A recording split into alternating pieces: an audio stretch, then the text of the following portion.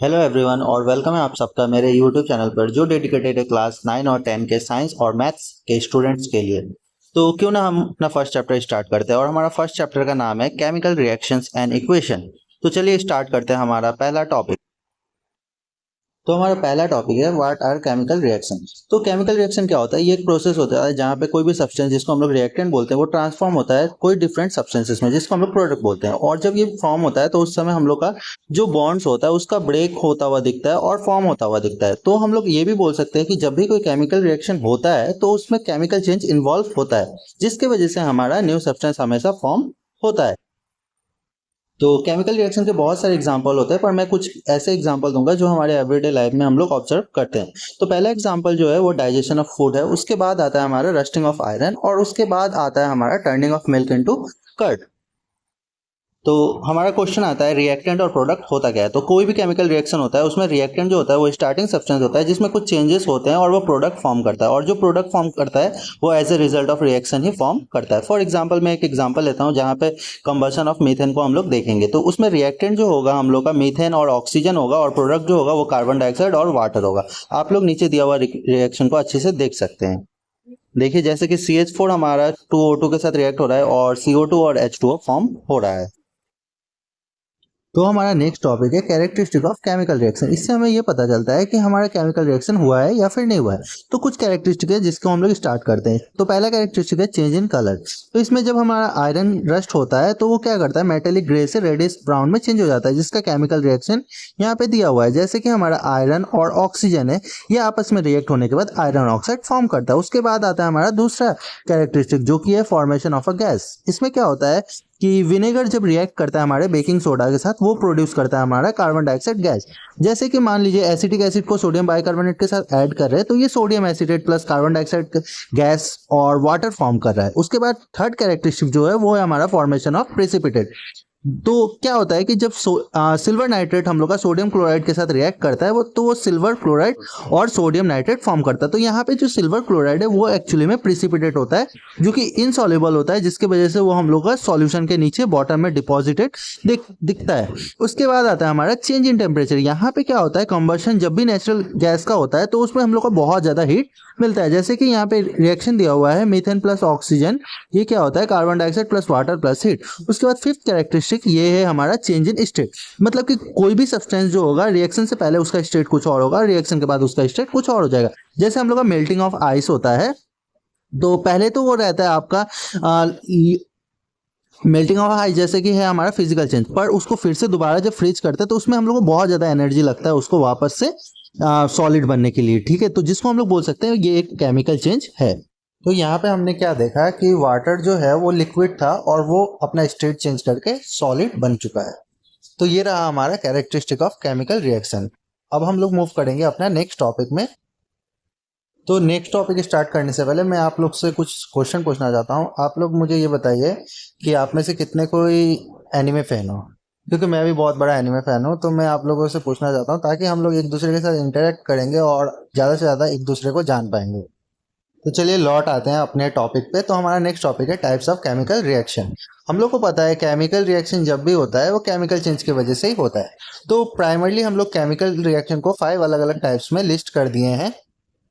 तो हमारा पहला टाइप्स है कॉम्बिनेशन रिएक्शन, उसके बाद आता है डिकम्पोजिशन रिएक्शन, उसके बाद आता है डिस्प्लेसमेंट रिएक्शन, उसके बाद डबल डिस्प्लेसमेंट रिएक्शन आता है और उसके बाद ऑक्सीडेशन एंड रिडक्शन रिएक्शन आता है। आप लोगों ने और भी बहुत सारे अलग अलग रिएक्शंस के नाम सुने होंगे, पर ये सारे रिएक्शंस हम लोग देखेंगे। इन सब ये जो 5 रिएक्शंस है इन सब का ही कॉम्बिनेशन है। तो हमारा पहला टॉपिक रहेगा व्हाट इज कॉम्बिनेशन रिएक्शन। तो अब हमें पढ़ना है कॉम्बिनेशन रिएक्शन। कॉम्बिनेशन रिएक्शन क्या होता है, जब दो और दो से ज़्यादा रिएक्टेंट कंबाइन होकर सिंगल प्रोडक्ट फॉर्म करते हैं तो उसको हम लोग कॉम्बिनेशन रिएक्शन बोलते हैं। इसका एक एग्जांपल है हाइड्रोजन गैस ऑक्सीजन गैस के साथ कंबाइन होता है तो वो H2O फॉर्म करता है, जहाँ पे H2 और O2 मॉलिक्यूल्स क्या होता है, रिएक्टेंट होता है, और H2O जो होता है वो आपका प्रोडक्ट होता है। क्यों ना हम कुछ एग्जाम्पल ऑफ कॉम्बिनेशन रिएक्शन भी जानेंगे। तो सबसे पहले जब हमारा फॉर्मेशन होता है कैल्शियम कार्बोनेट का, उस समय हमारा कॉम्बिनेशन रिएक्शन ही होता है। देखिए कैसे, जैसे कि मान लीजिए हमारे पास लाइम है, वो अगर कार्बन डाइऑक्साइड के साथ रिएक्ट करता है तो वो कैल्शियम कार्बोनेट फॉर्म करता है। उसके बाद फॉर्मेशन ऑफ मैग्नीशियम ऑक्साइड। इसमें क्या होता है, मैग्नीशियम जब हमारा ऑक्सीजन के साथ रिएक्ट करता है तो वो हमारा मैग्नीशियम ऑक्साइड फॉर्म करता है। उसके बाद है हमारा फॉर्मेशन ऑफ एमोनियम क्लोराइड। इसमें क्या होता है, एमोनिया जो होता है NH3 ये हमारा रिएक्ट होता है हाइड्रोक्लोरिक एसिड के साथ, तब जाकर ये फॉर्म करता है एमोनियम क्लोराइड। उसके बाद है हमारा फॉर्मेशन ऑफ आयरन सल्फाइड, जिसमें आयरन जो होता है वो हमारा सल्फर के साथ रिएक्ट होता है और फॉर्म करता है हमारा आयरन सल्फाइड। तो ये रहा कुछ हमारा एग्जाम्पल कॉम्बिनेशन रिएक्शन का, और हम लोग मूव करते हैं नेक्स्ट टॉपिक। अब देखिए कुछ ऐसे भी रिएक्शंस होते हैं जिसमें हम लोग का हीट का इन्वॉल्वमेंट होता है। तो अब हीट हमारा एब्जॉर्ब होता है या फिर रिलीज होता है, उसके हिसाब से हम लोग ने ये रिएक्शंस को डिवाइड किया है दो वेज में। तो पहला टॉपिक है हमारा एंडोथर्मिक रिएक्शन। तो एंडोथर्मिक रिएक्शन में क्या होता है, रिएक्टेंट एब्जॉर्ब कर लेता है सारे एनर्जी को अपने सराउंडिंग से ताकि वो प्रोडक्ट को फॉर्म कर सके। जैसे हमारे पास नाइट्रोजन गैस है और ऑक्सीजन गैस है, ये रिएक्ट करके हमारा फॉर्म करता है नाइट्रोजन ऑक्साइड। तो ये जो अबव रिएक्शन है हमारा, ये एक कॉम्बिनेशन रिएक्शन का एग्जांपल है, ठीक है। उसके बाद है हमारा एक्सोथर्मिक रिएक्शन। एक्सोथर्मिक रिएक्शन क्या होता है, ये केमिकल रिएक्शन होता है जो कि जब भी अपना प्रोडक्ट फॉर्म करता है तो उसमें बहुत ज्यादा अमाउंट ऑफ हीट एनर्जी को रिलीज करता है, साथ ही साथ हमें लाइट भी देखने को मिलता है। तो आप लोग को पता होगा कोल जब बर्न होता है तो उस समय हमारा किस तरीके का रिएक्शन होता है। तो कोल जब भी बर्न होता है तो वो ऑक्सीजन के साथ कंबाइन होता है और हमारा कार्बन डाइऑक्साइड गैस फॉर्म करता है। तो इसको यहाँ पे हम लोग को बहुत ज्यादा अमाउंट ऑफ हीट मिलता है, जिसकी वजह से हम लोग बोल सकते हैं कि ये जो कोल हमारा बर्न हो रहा है वो क्या है, एग्जाम्पल है हमारा एक्सोथर्मिक रिएक्शन का। आप लोग एक बात बताइए मुझे, क्या आप लोग सीरियस है सच में पढ़ाई को लेकर? अगर सीरियस है तो आपके पास पेन और कॉपी जरूर होगा और आप सारे नोट्स नोट डाउन कर रहे होंगे।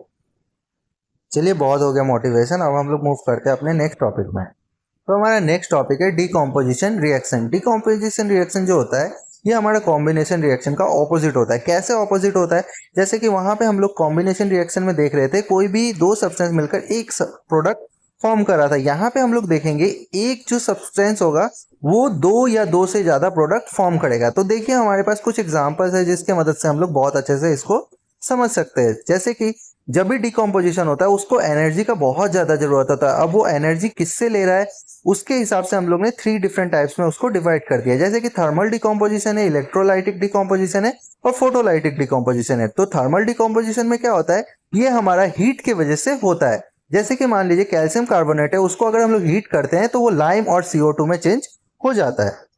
इसके बाद आता है हमारा इलेक्ट्रोलाइटिक डिकम्पोजिशन। ये हमारा इलेक्ट्रिसिटी के मदद से होता है। जब भी हम लोग वाटर में इलेक्ट्रिसिटी को पास करते हैं तो हमारा वाटर के जो अंदर दो मॉलिक्यूल्स होते हैं जैसे हाइड्रोजन और ऑक्सीजन, दोनों सेपरेट हो जाते हैं डिकम्पोज होकर। उसके बाद थर्ड प्रोसेस जो है हमारा उसको हम लोग फोटोलाइटिक डिकम्पोजिशन बोलते हैं, जो कि सनलाइट की वजह से होता है। जैसे कि हमारा AgCl जो होता है उसमें अगर हम लोग का सनलाइट पड़ता है तो वो दो अलग अलग कंपोनेंट में बढ़ जाते हैं, जैसे कि Ag प्लस Cl2। Ag जो होता है वो सिल्वर होता है और Cl2 हमारा क्लोरीन होता है।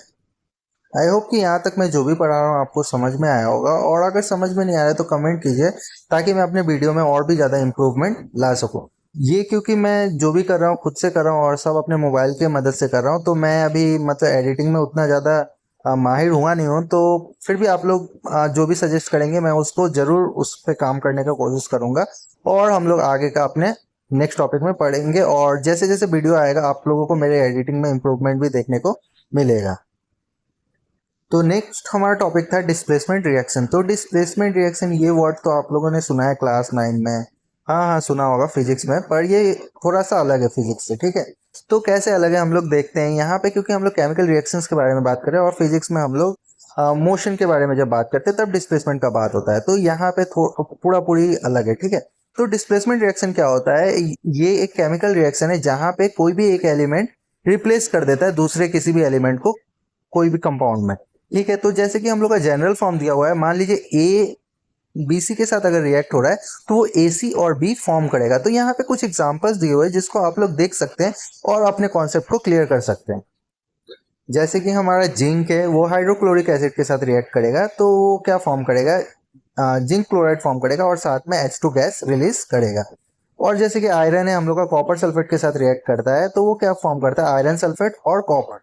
तो यहाँ पे हम लोग ने दोनों एग्जांपल देखा है, Zn जो है वो हाइड्रोजन को रिप्लेस कर दे रहा है और आयरन जो है हम लोग का कॉपर को रिप्लेस कर दे रहा है। उसके बाद थर्ड एग्जांपल है हमारा क्लोरीन और सोडियम ब्रोमाइड। तो क्लोरीन प्लस सोडियम ब्रोमाइड जो है ये क्या करेगा, आपका क्लोरीन जो होगा वो ब्रोमीन को रिप्लेस कर देगा। यहाँ पर एक चीज हमें ध्यान देना है कि यहाँ पे मोर रिएक्टिव एलिमेंट जो होगा वो लेस रिएक्टिव एलिमेंट को डिस्प्लेस कर देगा, जिसके वजह से हम लोग इसको बोलते हैं डिस्प्लेसमेंट रिएक्शन। बस इतना आपको समझना है, इसमें से मोर रिएक्टिव कौन सा है और लेस रिएक्टिव कौन सा है, बस आपका कॉन्सेप्ट क्लियर हो जाएगा। तो हम लोग जो मेटल एंड नॉन मेटल पढ़ेंगे वहाँ पे हम लोग को रिएक्टिविटी सीरीज देखने को मिलेगा, तब उस समय आप लोग देख पाएंगे और कंपेयर कर पाएंगे कि कैसे करके हम लोग का more reactive element less reactive element को डिस्प्लेस करता था। हमारा जो नेक्स्ट टॉपिक है वो है डबल डिस्प्लेसमेंट रिएक्शन। तो डबल डिस्प्लेसमेंट रिएक्शन में क्या होता है, हमारा दोनों कंपाउंड जो होते हैं अपने आयंस को एक दूसरे के साथ एक्सचेंज करते हैं, जिसकी वजह से हमारा न्यू प्रोडक्ट फॉर्म होता है। तो यहाँ पे हम लोग कुछ एग्जांपल्स देखेंगे, उसकी मदद से समझेंगे कैसे करके ये अपने आयंस को एक्सचेंज करते हैं और हमारा न्यू प्रोडक्ट फॉर्म करते हैं। तो ये रहा हमारा कुछ एग्जाम्पल्स, देखिए।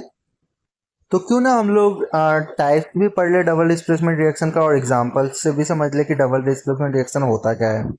तो डबल डिस्प्लेसमेंट रिएक्शन 3 अलग अलग टाइप्स के होते हैं। तो यहाँ पे क्या होता है, पहला जो टाइप है उसको प्रेसिपिटेशन रिएक्शन बोलते हैं। जैसे कि मैंने पहले बोला था कि हम लोग उसके बारे में डिटेल में पढ़ने वाले हैं, प्रेसिपिटेशन रिएक्शन के बारे में। तो ये ऐसे रिएक्शन होते हैं जब दो एक्वस सॉल्यूशन रिएक्ट करते हैं और एक इनसॉल्युबल सॉलिड फॉर्म करते हैं। तो यहाँ पे हम लोग का क्या है, सिल्वर नाइट्रेट है, वो हम लोग का सोडियम क्लोराइड के साथ रिएक्ट करेगा, तो वो हम लोग का सिल्वर क्लोराइड और सोडियम नाइट्रेट फॉर्म करेगा। तो यहाँ पे हम लोग का जो सोडियम क्लोराइड होगा वो आपका क्या होगा, प्रेसिपिटेट होगा। इसके बाद हम लोग का जो दूसरा टाइप है वो न्यूट्रलाइजेशन रिएक्शन है। तो ये ऐसा टाइप का रिएक्शन होता है जहाँ पे एसिड जो होता है वो बेस के साथ रिएक्ट करता है और सॉल्ट और वाटर फॉर्म करता है। जैसे कि हमारा HCl एक एसिड है, वो एक बेस NaOH के साथ रिएक्ट हो रहा है और क्या फॉर्म कर रहा है हम लोग का NaCl जो कॉमन सॉल्ट होता है वो, और साथ में हम लोग का वाटर फॉर्म कर रहा है, ठीक है। तो यहाँ पे हम लोग को क्या दिख रहा है, फर्स्ट वाले एग्जाम्पल और सेकंड एग्जाम्पल में Na जो है वो अपने आयंस को एक्सचेंज कर ले रहा है, ये जो सिल्वर के पास जो आयन था उससे, और सिल्वर जो आयन तो आपका सोडियम के पास था उससे एक्सचेंज कर रहा है। दूसरे वाले एग्जांपल में भी हम लोग वही चीज होता हुआ देख रहे हैं। उसके बाद थर्ड जो है हमारा गैस फॉर्मेशन रिएक्शन। यहाँ पे हम लोग देखेंगे, यहाँ पे हमारा प्रोडक्ट जो भी फॉर्म होता है वो हमेशा गैसियस प्रोडक्ट होता है। जैसे कि देखिए, हमारा सोडियम कार्बोनेट जब रिएक्ट करता है HCl के साथ तो वो फॉर्म करता है सोडियम क्लोराइड, साथ में वाटर और एक गैस रिलीज होता है जिसको हम लोग बोलते हैं CO2। तो ये जो रिएक्शन था इसमें भी हमें चेंज होता हुआ दिख रहा है आयंस। जैसे कि मान लीजिए Na2CO3 जो है वहाँ का ये CO3 जो है वो CO2 में चेंज हो गया और हमारा हाइड्रोजन जो है वो ऑक्सीजन के साथ एक कंपाउंड बना रहा है और Na जो है वो हमारा क्लोरीन के साथ एक कंपाउंड बना रहा है। पता है मुझे आप लोग बहुत जिद्दी हो, इसलिए अभी तक कॉपी पेन लेकर नहीं बैठे हो, पर मैं बोल रहा हूँ कि आप लोग ये नोट्स को अगर नोट डाउन करोगे तो बहुत ज़्यादा आपके लिए बेनिफिट होगा। अब मान लीजिए आप लोग बाद में अगर रिवाइज करना चाहे इस चैप्टर को, फिर से तो वीडियो नहीं देखेंगे पूरे इतने 30 मिनट्स का, तो मैं चाहूँगा कि आप लोग नोट डाउन कर सकते हैं ताकि आप लोगों को रिवाइज करने में ज़्यादा समय ना लगे और एग्जाम से पहले आप लोग रिवाइज करेंगे तो पूरा चैप्टर क्लियर हो जाएगा। हमारा नेक्स्ट टॉपिक है ऑक्सीडेशन और रिडक्शन। ऑक्सीडेशन को डिफाइन करते ये ऐसा प्रोसेस होता है जहाँ पे हम लोग का गेन ऑफ ऑक्सीजन या फिर लॉस ऑफ हाइड्रोजन देखने को मिलता है। तो जब भी कोई सब्सटेंस हम लोग का गेन करता है ऑक्सीजन और लॉस करता है हाइड्रोजन रिएक्शन के टाइम में, उसको हम लोग बोलते हैं वो ऑक्सीडाइज हो चुका है। फिर रिडक्शन का बारी आता है। रिडक्शन क्या होता है, ये बिल्कुल ऑपोजिट होता है ऑक्सीडेशन का। यहाँ पे क्या होता है, गेन ऑफ हाइड्रोजन होना चाहिए और लॉस ऑफ ऑक्सीजन होना चाहिए। जब भी कोई सब्सटेंस लॉस करता है ऑक्सीजन को और गेन करता है हाइड्रोजन को, तो उसको हम लोग बोलते हैं ये रिड्यूस हो चुका है। क्यों ना हम कुछ एग्जाम्पल को समझ ले ऑक्सीडेशन और रिडक्शन को, और उसके अलावा हम लोग रिड्यूसिंग एजेंट और ऑक्सीडाइजिंग एजेंट भी समझेंगे। तो जैसे कि मान लीजिए हमारा कंबशन ऑफ हाइड्रोजन होता है, तो यहाँ पे क्या होता है, H2 हमारा O2 के साथ रिएक्ट करता है और H2O फॉर्म करता है। तो यहाँ पे रिड्यूसिंग एजेंट क्या होता है, एक्चुअली हाइड्रोजन गैस होता है, और क्योंकि वो ऑक्सीडाइज होकर क्या फॉर्म कर रहा है, हमारा वाटर फॉर्म कर रहा है। और ऑक्सीडाइजिंग एजेंट क्या होगा, ऑक्सीजन होगा, क्योंकि वो रिड्यूस होकर आपका क्या फॉर्म कर रहा है, वाटर फॉर्म कर रहा है। फिर हमारा रस्टिंग ऑफ आयरन है। यहाँ पे क्या होता है, आयरन हमारा ऑक्सीजन के साथ रिएक्ट होता है और वो हमारा आयरन ऑक्साइड फॉर्म करता है। तो यहाँ पे ऑक्सीडाइजेशन एजेंट क्या होगा, ऑक्सीडाइजिंग एजेंट हमारा ऑक्सीजन होगा और रिड्यूसिंग एजेंट हम लोग का आयरन ऑक्साइड होगा। तो रिएक्शन जब हमारा सोडियम और क्लोरीन के साथ होता है, तो सोडियम जो क्लोरीन के साथ रिएक्ट करता है सोडियम क्लोराइड फॉर्म करता है। यहाँ पे रिड्यूसिंग एजेंट जो होगा वो क्या होगा, आपका सोडियम होगा, क्योंकि वो ऑक्सीडाइज होकर क्या बन जा रहा है, सोडियम क्लोराइड बन जा रहा है। और ऑक्सीडाइजिंग एजेंट जो होगा वो क्लोरीन होगा, क्योंकि वो रिड्यूस होकर हमारा सोडियम क्लोराइड बन रहा है। तो आप लोगों को एक चीज तो समझ में आया होगा, जो चीज हमारा ऑक्सीडाइज हो रहा है उसको हम लोग रिड्यूसिंग एजेंट बोलते हैं, और जो चीज हमारा रिड्यूस होता है उसको हम लोग ऑक्सीडाइजिंग एजेंट बोलते हैं। ऐसे ही हमारे और भी कुछ एग्जांपल्स दिए हुए, तो आप लोग इसको पॉज करके स्क्रीन को देख सकते हैं। कुछ रिएक्शंस ऐसे होते हैं जिसमें रिडक्शन और ऑक्सीडेशन दोनों ही एक साथ हो रहा होता है, तो वैसे रिएक्शन को हम लोग बोलते हैं रिडॉक्स रिएक्शन। तो रीड जो है RED, इसका मतलब होता है रिडक्शन, और OX जो है उसका मतलब होता है ऑक्सीडेशन। तो यहाँ पे एक एग्जांपल दिया हुआ है जिससे आप लोग रिडॉक्स रिएक्शन को बहुत ही अच्छे से समझ सकते हैं। तो जब हमारा H2O2 के साथ रिएक्ट करता है तो H2O फॉर्म करता है। तो यहाँ पे ओवरऑल रिएक्शन जो है, H2 जो है वो रिड्यूसिंग एजेंट है, क्योंकि वो डोनेट करता है अपना इलेक्ट्रॉन को, और ऑक्सीजन जो है वो है आपका ऑक्सीडाइजिंग एजेंट, क्योंकि वो एक्सेप्ट करता है इलेक्ट्रॉन को। तो कॉम्बिनेशन जो है हमारा हाइड्रोजन और ऑक्सीजन का, वो प्रोड्यूस करता है वाटर, और ये इलस्ट्रेट कर रहा है हम लोग का रिडॉक्स रिएक्शन को। तो हमारे आसपास बहुत सारे ऐसे एग्जांपल्स होते हैं रिडॉक्स रिएक्शन का हमारे। तो कुछ एग्जांपल है जैसे कि यहाँ पे कोरोजन, जिसमें मेटल कंबाइन होता है ऑक्सीजन के साथ और उसमें जंग लग जाता है। फिर हमारा फूड जो होता है उसमें भी ऑक्सीजन की वजह से क्या होता है, वो ऑक्सीडाइज हो जाता है, और उस प्रोसेस को हम लोग रेंसिडिटी बोलते हैं। तो ये दोनों टॉपिक को हम लोग सेपरेटली पढ़ने वाले हैं। तो हमारा नेक्स्ट टॉपिक जो है वो है कोरोसन। कोरोसन क्या होता है, कंटिन्यूसली ऑक्सीजन के एक्शन की वजह से हमारे जो मेटल के सरफेस होते हैं वो धीरे धीरे करके डिकम्पोज होने लगते हैं, जिसकी वजह से हमारा मेटल का सरफेस बहुत ज़्यादा वीक हो जाता है। जैसे कि एक एग्जांपल बता रहा हूँ, हमारा रस्टिंग ऑफ आयरन। यहाँ पे क्या होता है, आयरन जब ऑक्सीजन और वाटर के साथ रिएक्ट करता है वो एक कंपाउंड फॉर्म करता है FeOH3। तो FeOH3 जो होता है फिर से हमारा ऑक्सीजन के साथ रिएक्ट होने के बाद वो Fe2O3.3H2O फॉर्म करता है। ये जो होता है ये कंटिन्यूसली हम लोग के आयरन के सरफेस को रस्ट में चेंज करते रहता है।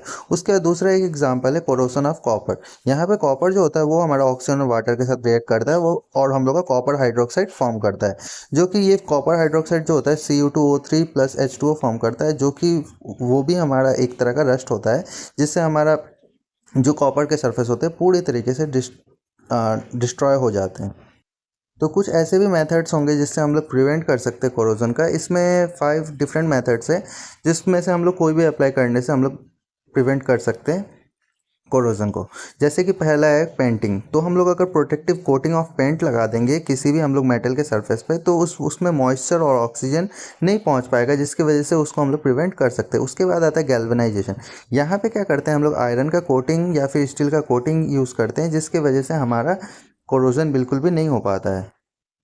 उसके बाद आता है कैथोडिक प्रोटेक्शन। यहाँ पे क्या करते हैं हम लोग, मोर रिएक्टिव मेटल को उस मेटल के साथ लगा देते हैं, ताकि वो क्या कर सके, हम लोग का जो ऊपर वाला मेटल होगा वो हम लोग का उसमें कोरोजन होगा, और अंदर वाला जो मेटल होगा उसको हम लोग प्रोटेक्ट कर पाएंगे। उसके बाद आता है एलोइंग। एलोइंग क्या होता है, इसमें हम लोग ऐसे एलिमेंट्स को ऐड करते हैं जैसे कि स्टील के साथ, जैसे कि क्रोमियम को ऐड करेंगे वो हमारा स्टेनलेस स्टील बन जाएगा, जिसके कोरोजन बिल्कुल भी नहीं हो पाता है। उसके बाद है हम लोग का यूज़ ऑफ कोरोजन इनहिबिटर। यहाँ पे हम लोग केमिकल्स को ऐड करते हैं अपने इन्वायरमेंट से, ताकि कोरोसिव एजेंट उसमें जब भी अटैक करे तो उसका कुछ भी नुकसान ना हो और वो उसके साथ दोबारा से रिएक्ट करे। तो रेंसिडिटी हम लोग सबने अपने लाइफ में कभी नहीं तो कभी एक्सपीरियंस किया है। अगर हम लोग लेस या चिप्स का पैकेट को ओपनली खाते हैं और उसके बाद उसमें थोड़ा सा रख देते हैं, बाद में खाने के बारे में सोचते हैं, और उसके बाद जब बाद में हम लोग 1-2 दिन के बाद उसको ओपन करके देखते हैं तो वो बहुत बदबू उसमें स्मेल आता है, जो कि हमारे लिए खाने लायक नहीं होता है। तो उस चीज़ को हम लोग रेंसिड बोलते हैं। तो हमारे फूड में क्या होता है, फैट्स और ऑयल प्रेजेंट होता है और वही ऑक्सीजन के साथ रिएक्ट होता है, तो हमारा फूड जो होता है वो रेंसिड हो जाता है। और इसके बहुत सारे अलग अलग कारण हैं, हम लोग अब कॉजेज़ को डिस्कस करेंगे। तो 2 कॉजेज़ होता है, एक को हम लोग बोलते हैं ऑक्सीडेटिव रेंसिडिटी, जहाँ पे ऑक्सीजन जो हमारे एयर में रहता है वो अनसैचुरेटेड फैट के साथ रिएक्ट करता है, और उसकी वजह से हम लोग का फॉर्मेशन होता है पेरोक्साइड और एल्डिहाइड, जो कि हम लोग के फूड्स का फ्लेवर को ख़राब कर देता है, और उसमें से स्मेल भी बहुत बदबू वाला आने लगता है। उसके बाद हाइड्रोलाइटिक रेंसिडिटी। इसमें क्या होता है, वाटर हम लोग का फैट और ऑयल के साथ रिएक्ट होता है और उनको फैटी एसिड्स और ग्लिसरॉल में ब्रेक कर देता है, जिसके वजह से उसमें से अनफेवरेबल स्मेल्स और फ्लेवर्स आने लगते हैं। तो 4 अलग अलग मेथड्स होते हैं जिससे हम लोग रेंसिडिटी से बचा जा सके। हम लोग पहले यूज़ करते हैं एंटीऑक्सीडेंट को, जहाँ पे क्या होता है हम लोग का BHA और BHT जैसे हम लोग सब्सटेंस को ऐड करते हैं अपने फूड में, ताकि फैट्स और ऑयल्स का जो ऑक्सीडेशन होगा वो बहुत ज़्यादा स्लो हो जाए। उसके बाद दूसरा जो है हमारा प्रॉपर स्टोरेज है। वहाँ पे क्या होता है, हम लोग ऑयल्स और फैट को स्टोर करते एयर टाइट कंटेनर में, ताकि उसमें लाइट और हीट से वो दूर रहे और वो ऑक्सीजन और मॉइस्चर उसके ऊपर थोड़ा भी एक्ट ना हो सके। थर्ड जो प्रोसेस है वो हमारा रेफ्रिजरेशन है, जहाँ पे क्या होता है फैट्स और ऑयल जो हमारे रेफ्रिजरेटर में हम लोग कोई भी चीज़ को रखते हैं तो वो स्लो डाउन कर देता है रेंसिडिटी को। उसके बाद है पैकेजिंग। यहाँ पे क्या होता है हम लोग यूज़ करेंगे अगर वैक्यूम सील या फिर नाइट्रोजन फ्लश कंटेनर, तो वहाँ पे क्या होगा कि हमारे ऑक्सीजन उसके ऊपर रिएक्ट नहीं कर पाएगा। चलिए आप सभी को मैं कॉन्ग्रेचुलेट करना चाहता हूँ क्योंकि हमने हाफ चैप्टर ख़त्म कर लिया। अब हमारे पास बहुत ही छोटा सा एक टॉपिक बचा हुआ है जिसको हम लोग जल्दी से ख़त्म कर लेंगे। तब तक आप चाहे तो 5 मिनट्स का ब्रेक ले सकते हो, उसके बाद फिर से आप लौट आइए। तो हमें बताइए आपने ब्रेक लिया या नहीं लिया, और हम लोग क्यों ना नेक्स्ट टॉपिक स्टार्ट करते। तो हमारा नेक्स्ट टॉपिक है व्हाट इज़ केमिकल इक्वेशन। तो केमिकल इक्वेशन क्या होता है, जो भी हमारा केमिकल रिएक्शन होता है उसको हम लोग सिंबल के मदद से रिप्रेजेंट करते हैं। इसमें हमारा रिएक्टेंट दिखता है लेफ्ट साइड में और राइट साइड में हमारा प्रोडक्ट दिखता है, और बीच में हमें एरो देखने को मिलता है जिससे पता चलता है हम लोग का रिएक्टेंट क्या क्या था और उससे मिलकर हमारा प्रोडक्ट क्या बना हुआ। इसके अलावा और भी हम लोग बहुत सारे सिंबल्स यूज़ करते हैं, जैसे कि किसी भी चीज़ का स्टेट बताते हैं हम लोग, वो सॉलिड है, लिक्विड है, गैस है या फिर एक्वस है। इसके अलावा हम लोग एरो से डिनोट करते हैं, और भी बहुत सारी चीज़, जैसे कि हमारा यहाँ पे एक एग्जांपल दिया हुआ है कि केमिकल इक्वेशन जो होता है कंबशन ऑफ मीथेन का, उसका दिया हुआ है जैसे कि CH4 2O2 के साथ रिएक्ट करेगा, तो ये हमारा लेफ्ट हैंड साइड है, तो इसको हम लोग क्या बोलेंगे, आपका रिएक्टेंट बोलेंगे। और दूसरा जो एरो है उससे हमें पता चलता है कि रिएक्शन कंप्लीट हो गया है, अब न्यू प्रोडक्ट फॉर्म होने वाला है जो कि CO2 प्लस H2O होगा। तो ये इंडिकेट करता है हमारा कि किस तरीके से हमारा केमिकल रिएक्शन कंप्लीट हो गया है, और इसको हम लोग ने बहुत ही ज़्यादा प्रिसाइज मैनर में बताया। वही आप सोचिए अगर हम लोग को ये चीज़ लिखकर अगर बताना होगा तो ये बहुत ज़्यादा लेंदी हो जाएगा और हम लोग के लिए डिफ़िकल्ट हो जाएगा। तो हम लोग क्यों ना इसको सिंबल से करें, और हम लोग कम टाइम हम लोग को लगेगा और उससे हम लोग ज़्यादा से ज़्यादा क्वेश्चंस कर पाएंगे और ज़्यादा से ज़्यादा चीज़ों के बारे में जान पाएंगे। तो इसलिए हम लोग केमिकल इक्वेशंस यूज़ करते हैं। तो केमिकल इक्वेशन जो होता है उसके दो टाइप्स होते हैं, एक को हम लोग बोलते हैं बैलेंस्ड केमिकल इक्वेशन और एक को बोलते हैं अनबैलेंस्ड केमिकल इक्वेशन, और अनबैलेंस का दूसरा नाम है स्केलेटल केमिकल इक्वेशन। तो बैलेंस्ड केमिकल इक्वेशन क्या होता है, यहाँ पे जो नंबर ऑफ एटम्स होते हैं हमारे रिएक्टेंट साइड में और नंबर ऑफ एटम जो प्रोडक्ट साइड में होता है वो दोनों क्या होता है, सेम होता है। और पर अनबैलेंस वाले में क्या होता है, आइदर हमारा रिएक्टेंट साइड में ज़्यादा एटम्स होंगे या तो फिर प्रोडक्ट साइड में ज़्यादा होंगे। तो जब भी हम लोग का अनबैलेंस केमिकल रिएक्शन होता है तो उस समय हम लोग को बैलेंसिंग करना पड़ता है। तो हम लोग को यही बैलेंसिंग सीखना है। तो बैलेंसिंग का जो आइडिया है वो हम लोग को किस लॉ से लिया है हमने, और हम लोग को क्यों करना पड़ता है, हम लोग ने 9 क्लास में इसके बारे में पढ़ा है। उस लॉ को बोलते हैं हम लोग law of conservation of mass. तो ये लॉ हमें ये बताता है कि mass can not be created और destroy in a chemical reaction. तो इसका मतलब क्या है, टोटल मास जो रिएक्टेंट का होगा वो हमेशा इक्वल होना चाहिए टोटल मास ऑफ प्रोडक्ट का। इस वजह से हमें बैलेंसिंग करना पड़ता है केमिकल इक्वेशन को, अगर वो आपका अनबैलेंस्ड केमिकल इक्वेशन है तो चलिए कुछ एग्जाम्पल स्टार्ट करते हैं जिससे हम लोग इसको अच्छे से समझ पाएंगे। पहले हम लोग थोड़ा सिंपल वाला स्टार्ट करते हैं, तो कंबशन ऑफ मीथेन से स्टार्ट करते हैं। यहाँ पे क्या होता है, CH4 plus O2 gives CO2 plus H2O। तो यहाँ पे लेफ्ट हैंड साइड में हम लोग देखेंगे कार्बन का नंबर कितना है, हाइड्रोजन का नंबर कितना, ऑक्सीजन का नंबर कितना है। ठीक है, उसके बाद हम लोग एक एक करके तीनों को बैलेंस करना स्टार्ट कर देंगे। तो कार्बन का नंबर ऑलरेडी हम लोग का 1 है दोनों साइड में, तो हम लोग हाइड्रोजन को बैलेंस करना स्टार्ट कर देंगे। हम लोग का लेफ्ट हैंड साइड में हाइड्रोजन 4 है, पर राइट हैंड साइड में हम लोग का हाइड्रोजन 2 है, तो वहाँ पे हम लोग 2 बैठाएंगे तो दोनों साइड में हम लोग का 4 4 हो जाएगा। पर ऑक्सीजन अभी हम लोग का लेफ्ट हैंड साइड में 2 है और राइट हैंड साइड में हम लोग का 4 है। तो ऑक्सीजन को भी हम लोग को लेफ्ट हैंड साइड में क्या करना पड़ेगा, थर्ड वाले स्टेप्स में हम लोग को 2 से मल्टीप्लाई करना पड़ेगा। तो हम लोग देखेंगे अब हमारा जो कार्बन, हाइड्रोजन और ऑक्सीजन जो था तीनों का नंबर सेम हो गया है। तो इस तरीके से हम लोग का फर्स्ट बैलेंसिंग कंप्लीट हो गया। अब हम लोग और भी दूसरे दूसरे एग्जांपल्स देख सकते हैं। हाँ, अब आप लोग के पास कॉपी पेन तो है, आप लोग ये क्वेश्चन नोट कर सकते हैं और बाद में अपना आंसर मैच कर सकते हैं। जैसे कि हमारा तो बैलेंसिंग का स्टेप क्या होगा, हम लोग काउंट करेंगे हाइड्रोजन और ऑक्सीजन का नंबर कितना है, उसके बाद हम लोग देखेंगे कैसे करके हमें बैलेंस करना है। तो हम लोग देख रहे हैं यहाँ पे हाइड्रोजन जो है उसको, उसके आगे हम लोग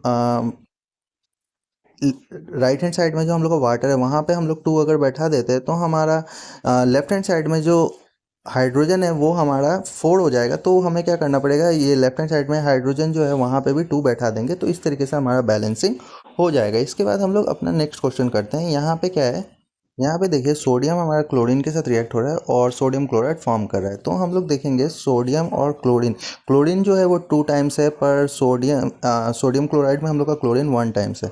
तो यहाँ पर भी हम लोग पहले क्या करेंगे, सोडियम को बैलेंस कर देते हैं, ये राइट हैंड साइड में हम लोग बैलेंस कर देते हैं, 2NaCl लिख देंगे। उसके बाद हम लोग लेफ्ट हैंड साइड में कर देंगे तो हमारा बैलेंसिंग दिख जाएगा।